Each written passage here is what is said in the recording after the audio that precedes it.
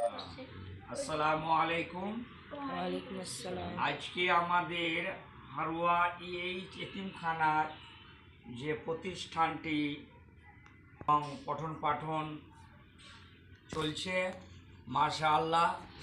আমাদের মৌলানা সাহেব আছেন, শিক্ষক, মহিলা শিক্ষিকা এবং আমাদের এতিম ছাত্র ছাত্রী কয়েকজন ছাত্রকে নিয়ে আজকে আমাদের কোরআনের ওপর পরীক্ষা সূরার ওপর নেওয়া হচ্ছে এবং আমাদের মৌলানা তোফাজুল হক সাহেব, আমাদের মাসুম নবাব আব্দুল আলিম এবং রহমাতুল্লাহ, তাকে আমি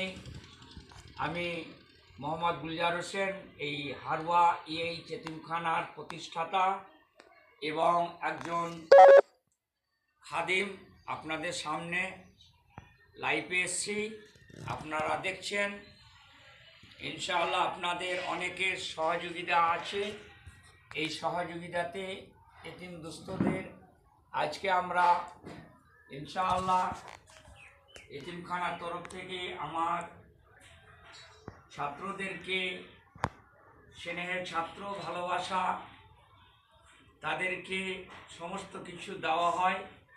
আজকে তাদেরকে সুন্দর করে পায়েস খাওয়ানো হবে এবং আজকে আমাদের এই কোরআনের উপরে কিছু প্রশ্ন করলাম এবং সেই প্রশ্নর উত্তরগুলো মাশাআল্লাহ খুব ভালোভাবে দিল এবং আগামী দিনে আমাদের এই শাবান মাস, অর্থাৎ আগামী রমজান মাসের আগে আমাদের শিক্ষাবর্ষ